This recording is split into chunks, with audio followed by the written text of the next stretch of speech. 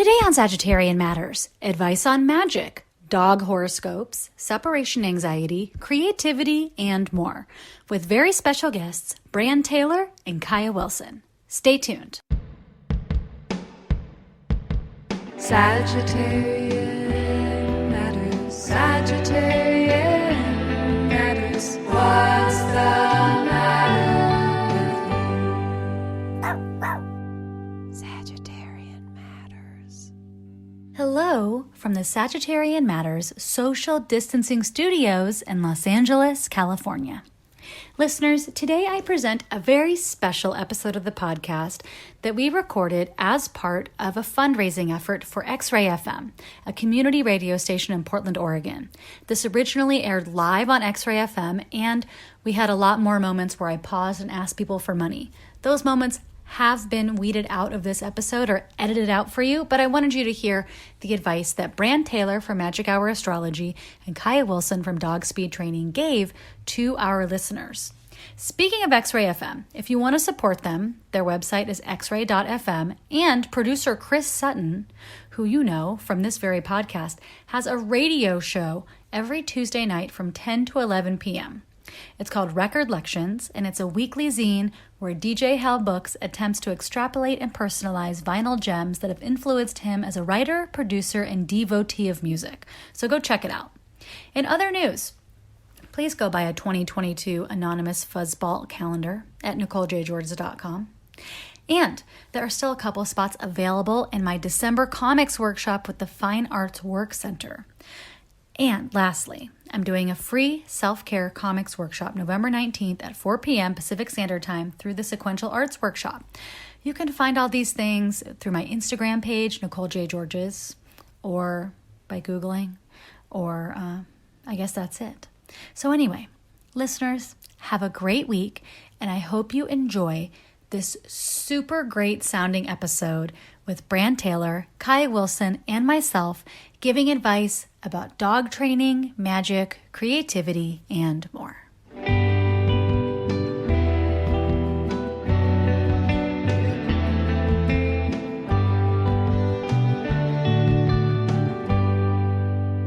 Woohoo! Welcome, Bran. Very excited to be here.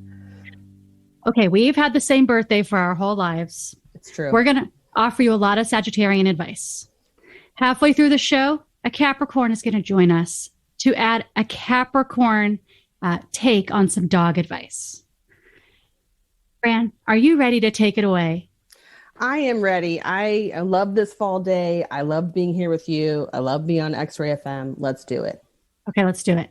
Dear Sagittarian Matters, I love the big momentum witchery and all things witchcraft has in the dominant culture, but at the same time, it feels like it could be used to spiritually bypass racism, ableism, white supremacy, and other forms of harm, not to mention cultural appropriation of specific rituals, beliefs, and practices.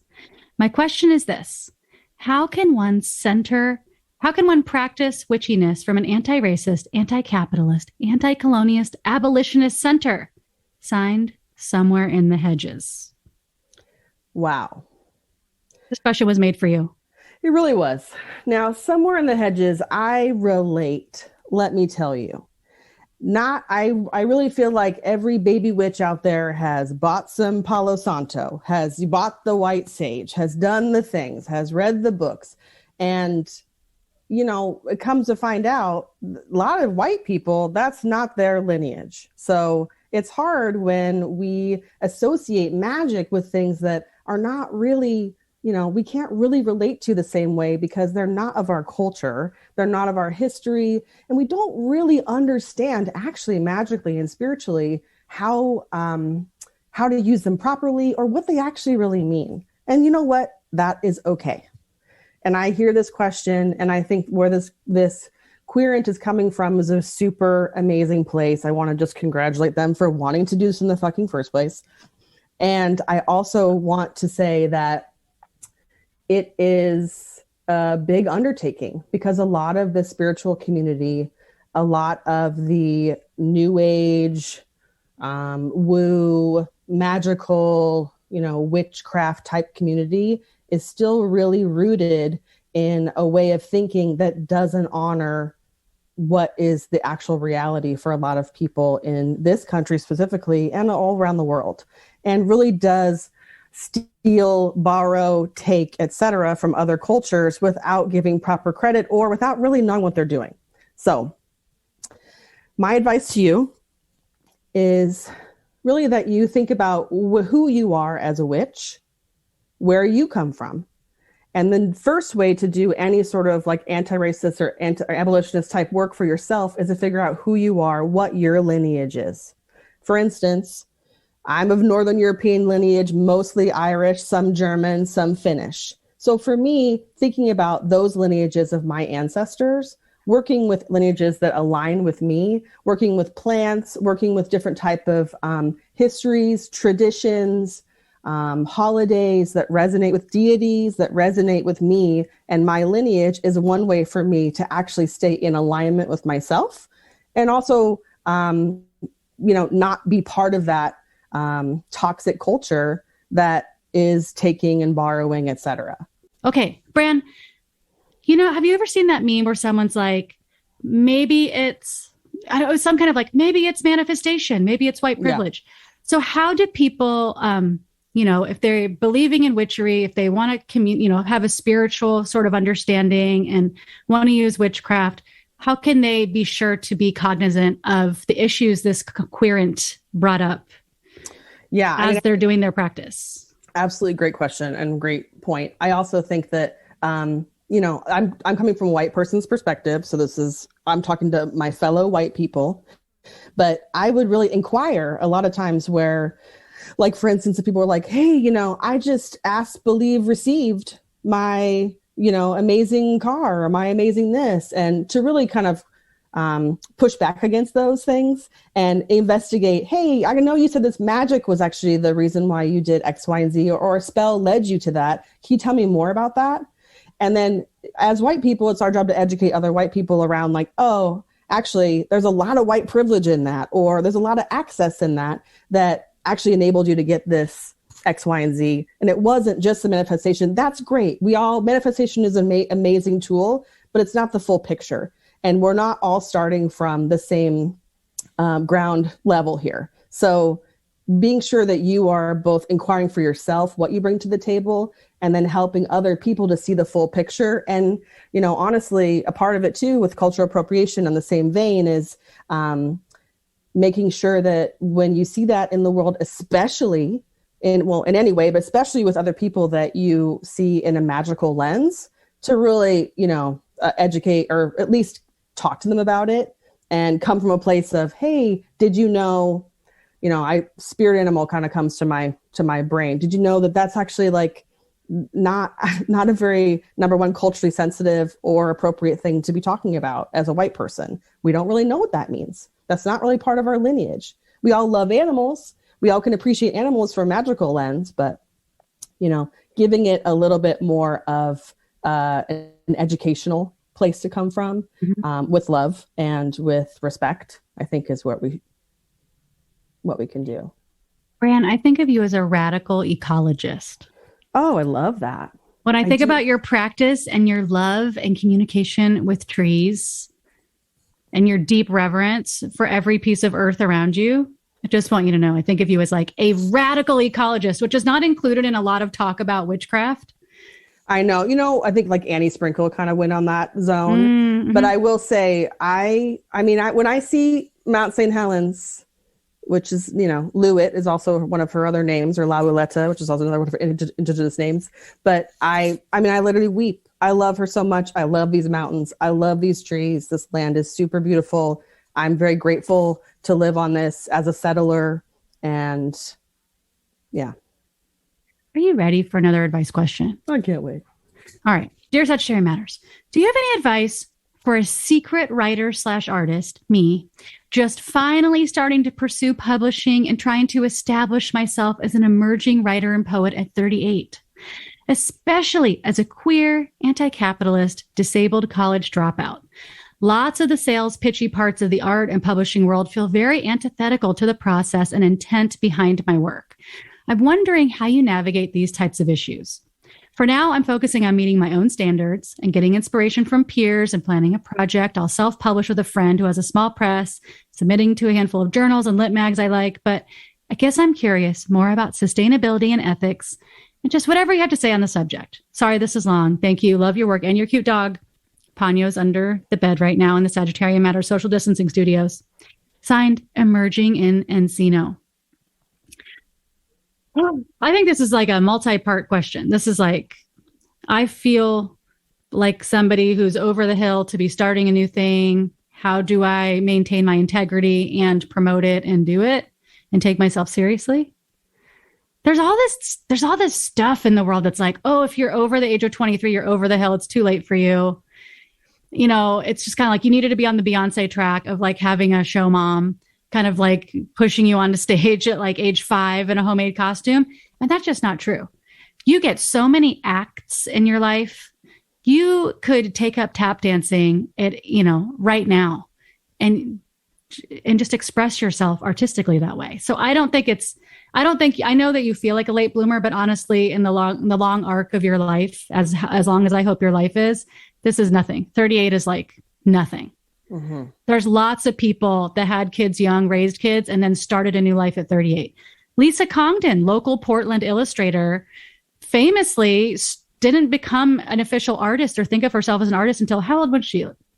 In her 30s or early 40s? Definitely, yes. She had a whole other life as a school teacher, and then she decided, I want to commit myself to being an artist.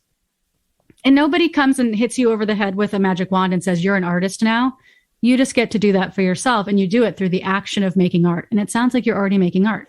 So my question that I share with you, Bran, is how do you get comfortable with self-promotion as an artist? Yeah.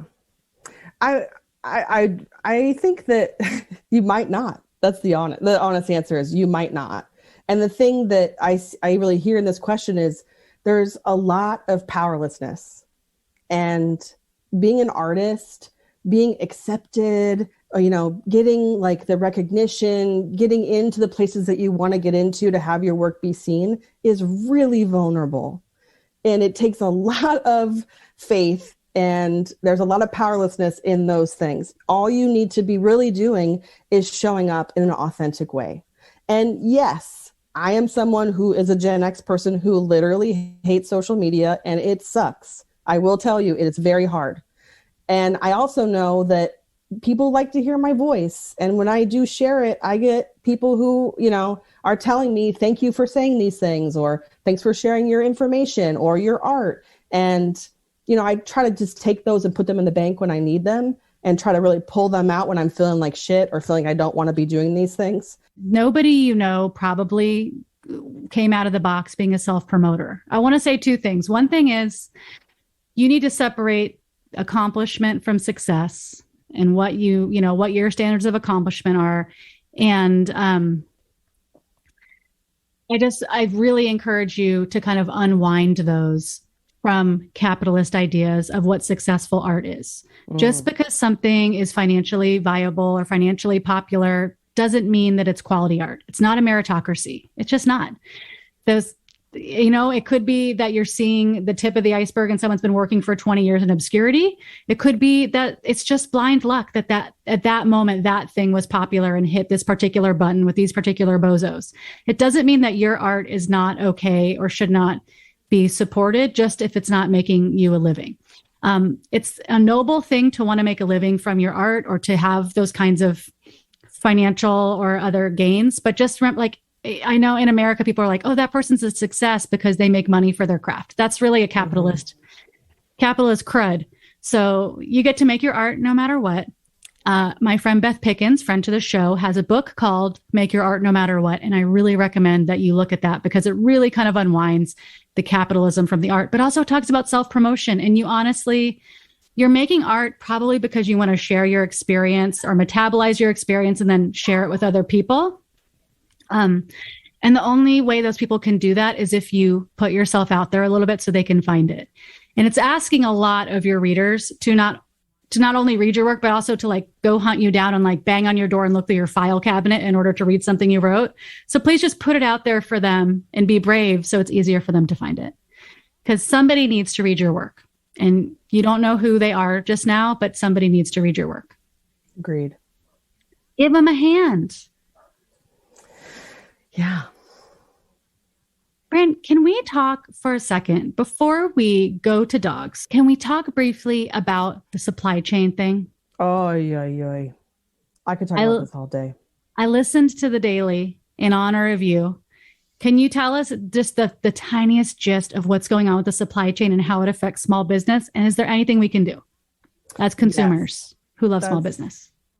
Very generous, Nicole. Thank you for bringing this up, actually. I could talk about this all day. I know it's boring, so I'll keep it short.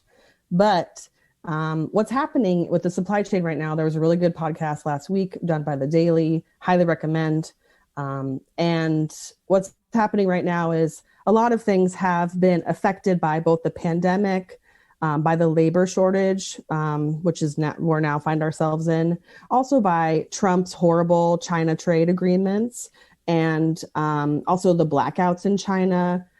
A lot of things going on. A lot of things going into this melting pot, which basically means a lot of small businesses. I'm going to say the majority of small businesses who need things from takeout containers for their business, or for me, glass for their candles, or, hang tags for their clothing, whatever it is, are waiting for these very precious things to get to them.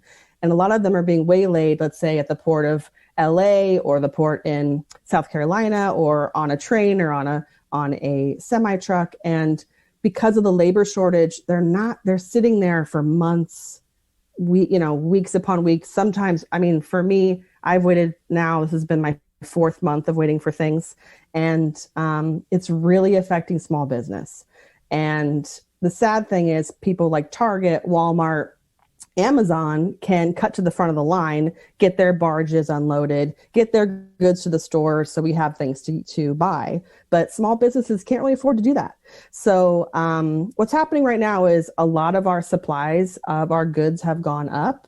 So like, for instance, the glass for like things that I use, glass, wax, everything has gone way up. People who run restaurants, takeout containers, like I said, just cost of food supplies, etc. Everything has gone up, and it's affecting everybody's bottom line. And a lot of people are raising their prices, which then trickles down to the consumer. So what's happening is really, it's very stressful for small business, because we can't really afford to cut to the front of the line. And a lot of businesses are feeling the crunch now and will continue to feel the crunch through the holidays and into 2022. And it doesn't look very good. Sometimes we can't raise our prices to actually offset what the increases that we have been put upon. And it's a real tight squeeze. And I feel really scared about small businesses. What we can do to help is, really to prioritize shopping from small local businesses as much as possible, especially this holiday season. And, if your, local sushi place is charging you more for takeout or more for this or, whatever, just to try to treat them with kindness and to give them a little slack, because we're literally doing the best that we can. Well, where can people find your candles? Oh, that's very sweet. They can find them at magichourastrology.com.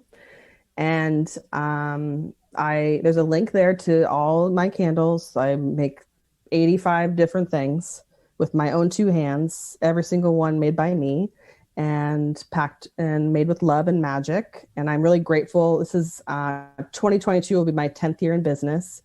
And I feel really grateful to still be doing this. This is definitely the most stressful time of my business. Usually it's very abundant and very effortless. And just to be transparent, with most small businesses are really having a hard time right now. So the most we can support them, highly recommend.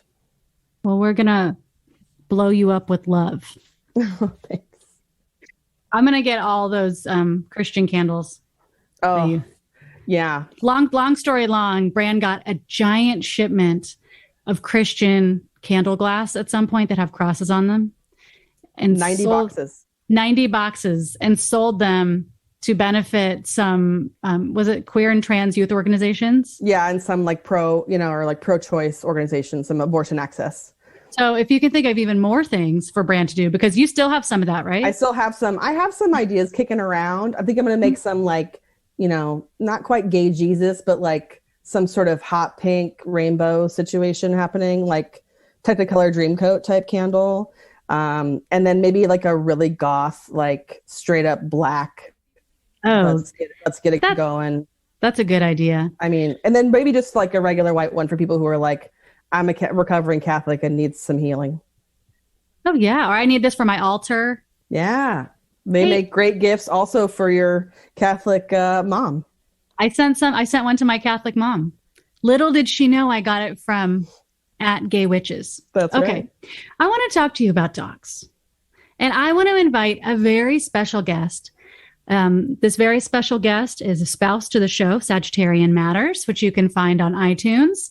Kaia Wilson, longtime Oregonian, is a musician and positive reinforcement dog trainer. Kaia has played guitar in the band Team Dresch since 1993, and now she works professionally with dogs at her positive reinforcement dog training business, Dogspeed, which you can find at dogspeed.dog. Kaia Wilson, welcome to Sagittarian Matters special Xray FM edition. Thank you. It's so good to be here. Kaia, are you ready to team up with Bran from Magic Hour to do some dog advice? And the first question I have for both of you involves astrology and dogs. Can't wait. Dear Sagittarian Matters, our dogs get really jealous of each other, especially when we are petting them. Is it something about breed? He's a pug, she's an Australian Shepherd. Or signs? He is a Taurus, she's an Aries. Is it something else? How do we get them to share affection? Signed, playing hard to pet in North Portland. Like that. Okay. Fun. So we're talking pug versus Aussie. We're talking Taurus versus Aries. Wait, the pug is an Aries or a Taurus? I need to clarify. The pug's a Taurus. Okay, that makes sense. That makes sense. I mean, that's just one step away from a bull. Yeah. Exactly. Literally. Well, Kaia, what do you think? Oh, well, I love the idea that the ram and the bull are sinking in their heels to claim their rightful pet. But I do think that this is a something else, which is jealousy is not uncommon in dogs. Especially you are their primary resource, and they're just doing what comes natural for them to be like, move over. This is my human. So I do have ideas for how to work with that. I might give them. We need to say that as you're doing this, you're throwing treats to all the dogs. Yeah, it's actually pretty great to watch. Yeah. Oh, do you see that? Oh, yeah, we sure do. As Kaia's talking, Kaia's arm is flailing out, just chucking tiny treats and tidbits across the room. Yeah. Yeah. They're loving it. Okay, so what are your tips? Yeah. Okay. So, I mean, I'm wondering, there's always more questions. I think the thing to ask is context. This is a big question here. What's the context of this is happening? Is it just anytime you're petting either of these dogs, the other has a fit? Is one of the dogs more jealous than the other? Is it when big excitement moments happen, like you come home from a long day, or even just from being away for 10 minutes, which is maybe the same thing to the dog. It's not really, but it's so is it a big excitement moment? If it's a big excitement moment, the jealousy is most likely occurring when you're petting the dogs after you've been gone, and they are hoping that you're going to regurgitate your food that you got on the kill, which is an ancient dog thing. It may be. Wow. This is all theory, but it could be why they're trying to lick your mouth. Anyway, so big excitement. Let's not give affection in those moments. Let's move the dogs along. Let's keep them moving. Let's take them outside, maybe potty them, give them a party. You can play with them, and they like that. I'm not sure if they play together, but that'd be great if they do. And then I would recommend you could even go on a walk with them. Get that energy level down, get the excitement down, and then try petting them. If they're both equally jealous, I'd kind of pet them, low key pet them on either side of you. I wouldn't, not a whole lot. Don't give one dog just like, oh, this love, while the other is just like fuming in its jealous rage. And if one dog is the more jealous than the other, you can use the other dog to predict to that dog that they're going to get affection by petting the dog. Let's just say the pug's not as jealous as the Aussie. I'm not trying to say the Aussies are more jealous, but let's just say that that's the scenario. You pet the pug for 1 second, you pet the pug, you immediately go pet the Aussie, and then you're going to take a little break, and then you're going to go pet the pug again, pet the Aussie right after. So what you want to form the association for the jealous dog that I'm not, whenever the other dog is getting pet, I'm going to get the pet right away, right after. And so it's almost like forming that positive, trying to change the emotion around that to being like, oh, I get it afterwards. You can also employ some treats if they're not jealous if that doesn't make things worse. You can use training as a way of forming some bonding around you. And like I said, withhold affection if they're not, if it's a big energy moment, and just wait till it calms down and do like mellow, loving softness affection for them. I like withholding affection. I like the idea that when you walk in the door and the dogs are hyper to see you, just like ignoring that energy, putting down your stuff, sitting down, letting everybody not rewarding the frantic state and getting everybody more hyped. Because I feel like the door is such a charged area. Yeah. So then I would keep it moving though. I would move them, like get their bodies moving. You walk in, you're going right for, like, you put your stuff down and you're going right for the back door, or you're going from room to room, even just kind of like la-di-da, doing your thing, waiting for that moment to calm down. And you can say hi to them. I'm not like don't be cold, but like, we're going to try to like make sure that they're not in that aroused state of excitement around you, which that can make it worse for them. Make their jealousy more amped as well. Bran, do you have any advice for a Taurus pug and an Australian Aries? An Australian Aries does sound like my literal nightmare, I'll be honest, with a lot of energy, but I will, they're just naturally going to have a rub, and to expect them to be, best friends and get along all the time might be unrealistic. So I would kind of see like maybe the pug wants the cozy blanket and needs the extra special treat sometimes, right? That's a real Taurus-y thing. And then the Aussie needs to be with the chuck at the park for 30 more minutes to get that energy out. Mm-hmm. And I would kind of like tailor, they might be jealous of each other, but then, you are also knowing like I'm giving some special things that this dog likes and the special times with them. And I have some QT with this other dog, my other dog in this other way. And I think, if they're getting their needs met, which might not always be the same need, right? Mm-hmm. Especially for these two types of dogs and these two types of signs. I think, might kind of diffuse that a little bit. It also might make you feel a little bit less guilty, or, wanting them to do the same thing all the time just might not be realistic. So I got to tell you, producer Ponyo has claimed friend to the show, Kaia, spouse to the show, Kaia, as hers. Ponyo's like, this is my feeder. This is who I choose. And so then when Kaia's, biological dogs come up, Ponyo is growling them off. She's baring her teeth. She's saying, get away from my feeder. Kaia belongs to me. And I don't even know how we deal with that. Yeah, I'll usually get up.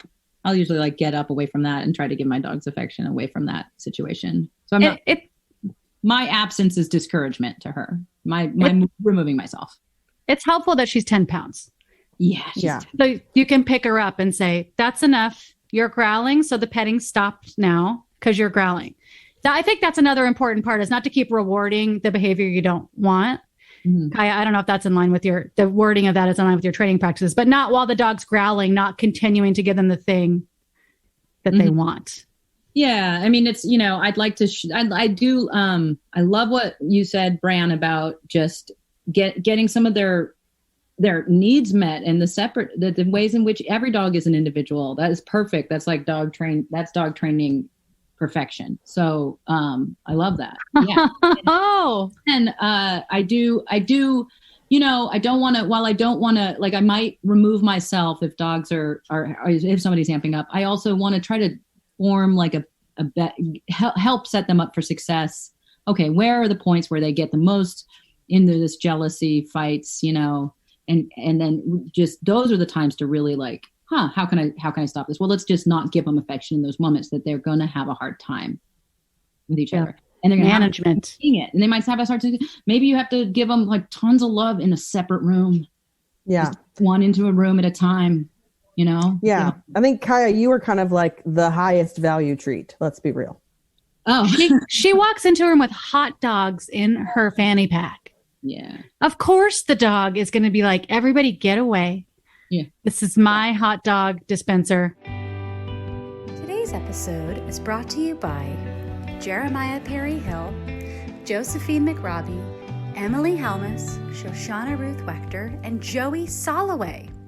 If you would like to support Sagittarian Matters, in particular Producer Chris Sutton, please send $5, $5 million, that's your choice, via PayPal to hornetleg@gmail.com. Or, this just in, he's got a Venmo. It's Hell Books on Venmo. That's HE double hockey sticks books. Thank you for your support, and we look forward to saying your name on the podcast. Producer Ponyo looks forward to it too. Don't be scared. That's just Ponyo's speaking voice. Okay, we have a listener question, which I'm bumping up before our next dog question. Bran, Kaia, anyone can jump in. Is there a positive affirmation I can bring to my challenging mother's 4th wedding? She's not Catholic and there's no dogs allowed. I would say the serenity prayer, which is grant me the serenity to accept the things I cannot change. Your mom is challenging. This is the wedding maybe you don't want to go to. The courage to change the things I can. I can change my own attitude about it and the wisdom to know the difference. You're not going to change your mom. Seems like she's been like this a pretty long time. You're going there to be of service to her. You're just trying to show up and feel like you're not being petulant, is my guess. I would just say the serenity prayer over and over and over again and just like make a diagram for yourself that morning before the wedding of like, what's in my control? What's out of my control? There's probably a lot of things out of your circle of control, out of your hula hoop that day. Can't do anything about those things. All you can do is make yourself happy. Maybe it means that you are just like mainlining cake in the corner, smoking cigarettes every 5 minutes, taking breaks.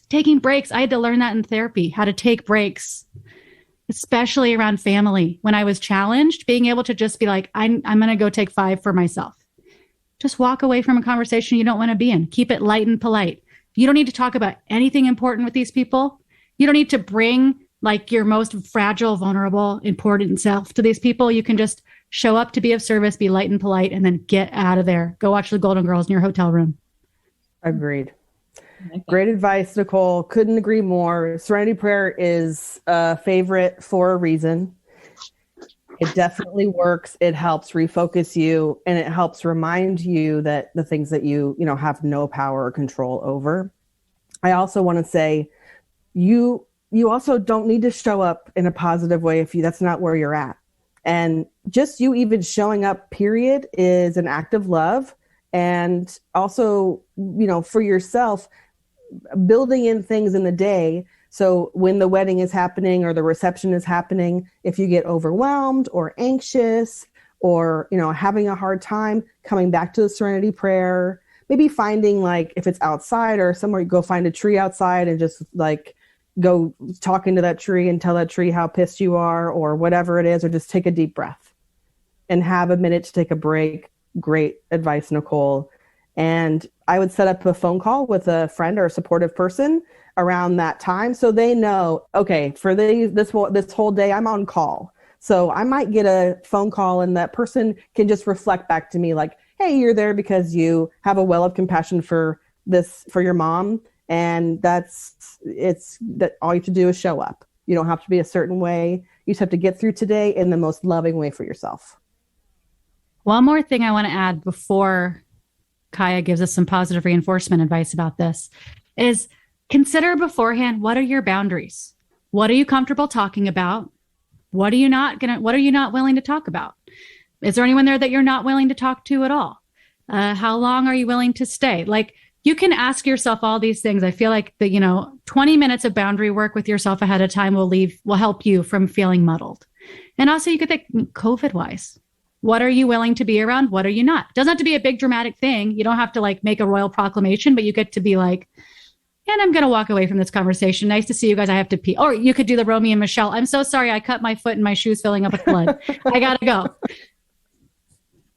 Kaia, do you have anything to add to this? I third the motion of the Sinead O'Connor lyric, God grant me the serenity. I heard that in 1989 for the first time on a Sinead O'Connor record. So I just thought it was her lyric. Yeah. Well, if you want to, you could even say, dog, grant me the serenity. And you can imagine the most gentle dog you can think of and just be like, Ponyo, please help me accept the things I cannot change. Dear Sagittarian Matters, I need advice on how to be cool, calm, and collected for my puppy, especially since I'm usually at home alone with him and my partner works 2 restaurant jobs. So my backup/core pet parent is usually not around. My cat and puppy have begun tag teaming me as he's gotten older, and it made for some incidents where crashes and barking can be heard during important meetings or while in a large meeting. We live in a 1-bedroom apartment without a yard or balcony, so getting out of the house to work is pretty limited since he's a baby that needs to go out too often for even a half day at the office. Mm-hmm. Help! How do I either calm him or calm myself in the chaos? P.S. This puppy's also very anti-screens, which, hey, I respect. So if I stay looking at a screen too long, like when I'm at work, he has a lot to say about it. Signed, Puppy Problems. Yeah. Well, puppy problems. That is puppy problem. Let's see. All right. So, I mean, it's going to come down to ways in which you can incorporate, I think, ways in which you can incorporate more mental stimulation for your puppy, particularly stuff maybe that's, you don't have to be actively engaged for some of so that you can do your meetings and do your important work. I would, see what you can do to get some energy out in other ways other than just little walks. I'm not sure what the enrichment kind of exercise program for this pup is, but there's great toys out there. There's one called a flirt pole. I do recommend grabbing some fun toys and trying to engage with your puppy before you head into the office. And I really recommend teaching your dog a basic game of Find It, AKA you just hide treats around maybe your apartment for the puppy to find. I'd have to explain it a little more, but if you Google DIY puzzles and games to play with my dog, you will find so much lovely information out there for just like stuff that you can do that's not, you don't even have to buy anything usually. So I recommend doing that. And then with the screen, I will say about the screen, I think that dogs are not that unlike kids, and they're like, hey, you're looking at your screen a lot, mom, dad, can you pay attention to me? So you can do this thing, even what I'm doing here, which is throwing treats around for your puppy to find while you're doing maybe a meeting where maybe you don't need your hands. And you can also, again, just do that, doing that Find It nose work, training them on how to just do the beginner work of finding a treat with their nose is really good mental stimulation, and it gives them something to do for a good amount of time usually. How long should you expect a puppy to remain quiet and occupied with something? Like, what's reasonable? I mean, puppies need a lot of sleep, so that is in your favor. I'm not sure what age puppy we're talking about, but I would give the puppy things to do on the hour, like that's what I would do with a puppy, is like make sure. And then if you've given them a lot of exercise, then they're going to sleep through that for a while. So it really kind of depends on what kind of time you have and what kind of activities you're doing with your pup. So, but I also have done a thing where I put some frozen broth in make little popsicles. Because guess what? They're going to lick that for 30 minutes. Oh, yeah. Or the like enrichment snuffle mat kind of thing, kind of what you were saying, Kaia. Yeah. But also I would kind of look at maybe there's a puppy happy hour to go to, or a puppy daycare to go to, so they could have some other dog socialization during the time where you have some important meetings, if that's accessible to you. Yeah, I don't know where this person is, but in terms of puppy socialization and what age the puppy is and what kind of play style they are, how they are with other dogs, daycares can be really overwhelming. Or they can be the perfect place for an adolescent, especially. It really just depends. And also, research your daycare as well, because you want to make sure they're not using aversives in their place. You want to ask them specifically, do you use aversives? And if so, what are they? And I will say about puppy socials, that's a great idea if you can find a place. It's tougher now with COVID, but some places are definitely opening up again. People use water bottles. They are using them usually very frequently. And then that causes the dog fear, which to a dog is a big deal. Well, yeah, it just adds up. It just adds up to whatever, anxiety the dog might start having feelings about. And it's also using an aversive, like a certain like collars that cause pain or fear, again, are gonna the effect of that can end up being that they form a negative association with whatever is usually another dog, maybe, or a person, and that if they're getting like a shock or a choke when they see the dog and they're starting to have scared feelings and they're barking at them, and then you pull, they're gonna have a association of like the dog made that happen. No. That's the order of events went like that, So you actually usually end up with like these side effects using aversives or, methods that are going to cause fear or pain. And I try to eliminate those from my training program. Wow. Yeah. Thank you for all that. We have a couple of people that donated that wanted us to know it. Some people that gave this hour are Holly H., who says she loves Nicole and Bran, and Ms. Kitty gave. I have a neighbor and her dog barks all the time. This is me, Nicole, saying this. Her dog barks all the time. And then the lady just yells, no. I can just tell that she's putting her dog in the situation and then yelling at the dog for being in the situation. Mm-hmm. Yeah, isn't that funny? It is funny. I think of the Gary Larson cartoon. What do you think of? Oh, if you just constantly use no, and that's all that you're saying, they're just hearing blah, blah, they're just hearing, it doesn't, they're here. It's irrelevant to them at some point, that word. Yeah. No, I just feel like anything unless the dog is very scared of an angry tone, in which case then it could mean something. This dog, it feels like, just gets negative reinforcement all the time. Negative reinforcement. It doesn't feel like this, and nothing's happening except for this dog is being a dog, and they're like, "What are you doing? No!" Yeah. Both of you, I'm so happy that you're both here. We have a couple questions as we round out the hour. If there's anything that feels really important for people to know about either of you, please shout it out. Okay. A listener question is, if Bran were to make candles for dogs, what would they make? Is there a candle you'd all suggest for supporting my dog as his attachment anxiety has increased during the pandemic? That seems easier than training. My dog has only one eye, too. Okay, so let's start at the top. Bran, if you had to make a candle for dogs, what would it be? Just an anti-stink candle? What would it be? I mean, if it's for the dog, okay, I'm going to this pretty literally. If it's for the dog, like, hey, Ponyo, I made you a candle for your special altar by your special bed next to your special people. It'd have to be kind of stinky. I mean, I don't really like a lot of fragrance in my candles, I'll be honest, but I would make that the stinkiest, grossest, dirty socks and hot dogs and,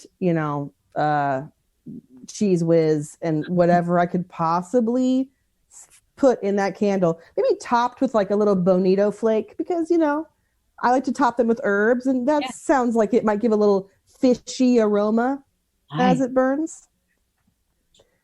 Nice. Yeah. And then the dog's gonna feel really at home. Yes. I mean, it's Ponyo, I might do a few different types of essences, like the essence of like Kaia's family's farm, or like a environmental essence of like her little travel trailer that she travels with you, Nicole, in, and so she can feel at home and grounded. wherever she is. That's well, right. So Kaia, is there a candle you would suggest or anything for supporting a dog as his attachment anxiety has increased during the pandemic? Yeah, the candle is it mimics the hormones of a pregnant female dog. Is the candle I would suggest. It's called DAP. It's I can't remember what it stands for, but you can look this up. It's not a candle. It's a plug-in or sometimes a spray, but I recommend the plug-in. They're often at a vet office. You'll probably see a little plugged-in thing, and that is exactly what it does, and it has a calming effect in the room of which you put it for your dog. And it's the hormone of a pregnant female dog? I don't think they extract the hormone. It must be a chemical. Now I want to look it up, but it must be a chemical replicant somehow. Science. Dog extract. Yeah. Gosh, I really had a much less dog-centered answer where I just wanted a candle that would make me feel calm and drown out the smell of dog hair. Now it's, like a lily candle or something. Kaia, do you have any overarching advice for dogs whose attachment anxiety is kind of out of whack right now after pandemic? Yeah. Also, it's called Adaptil. That's ADAPTIL. And I don't get any money from them, but I do think it's a great product. Okay. What do we do about attachment disorder in dogs post-pandemic? You got to seek professional help from a professional trainer if it's actually if it's bordering anything that looks like this. If they have the symptoms which are like destructive, if they're doing any destruction, if they're pacing, if they're drooling and like panting and they don't eat a thing you put down, or they eat it and then you see that they actually then the rest of the time are very anxious, clearly, or they're making vocalizations. Obviously, is a really obvious sign of distress, like long-term vocalizations, not just I barked for a little bit because you left and then I stopped barking. And how you can deduce whether your dog, what level of thing is going on for your dog is to set up a camera and FaceTime, Zoom, whatever, set up a meeting for yourself, call it in on your phone, have it put it somewhere, your computer or whatever, so it can look at the dog and watch what your dog does when you leave for an hour. It's fun. It's so fun. Go down to a cafe, have a cup of coffee and watch your dog and see what they do. And then if it looks pretty like they were really upset, you would want to contact a positive reinforcement trainer who is actually, I would suggest, a certified anxiety, for real anxiety distress specialized. It's a specialized kind of training, and it is really specific. And, I can help with it, but it's like I would actually pass on a more clinical case to somebody who's really trained in that, because it can be really hard on the person and the dog. People. It seems so very hard. Dogs are just our captives. I know people don't like to hear this. They want to be like, my dog's so happy I'm home because they love me. It's like, well, also you're the only person they get to see all day. Mm-hmm. So they're probably pretty excited that them just staring at the wall is over. Yeah. So you just got to do what you can to make their life comfortable, because their entire life is in your hands. Yeah. You may have been like, this is going to look great on Instagram, having this French bulldog or this, whatever this dog is, this Shiba Inu, but then you gotta really just give them a good life, the best you can. Hey, the person who we gave the Serenity Prayer to just made a donation at Xray FM. Thank you so much. Good luck at your wedding. You can bring all of us with you to your wedding, and we'll all be there in spirit to just help remind you of this is temporary. This wedding is not forever. This is a short moment in time. It might be uncomfortable. Just do the best you can and take care of yourself. I just want to say any dog that people got that they thought was cute, that their Instagram friends goaded them into getting, you still gotta take care of that dog and try not to have them lose their marbles as they are alone in your house after being right up next to you for the past year and a half. Yes. Agreed. And also one thing too, flower essences from a magical standpoint and, otherwise are really helpful for separation anxiety. Thank you so much. Well, so Bran, people can find you at magichourastrology.com and online at Magic Hour Astrology. That's right. All right. Kaia Wilson, people can find you at dogspeed.dog. And I can't remember, your Instagram is Dogspeed Training. Oh, yes, it is.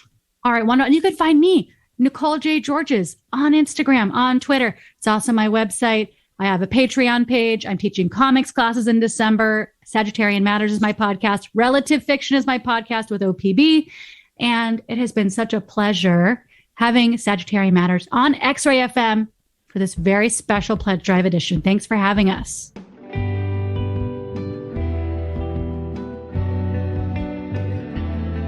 Sagittarian Matters is produced by Chris Sutton with assistance by Panyo Georges. Our theme music is composed by Carolyn Pennypacker Riggs of the band Bouquet. Thank you for listening, and I'll see you next time.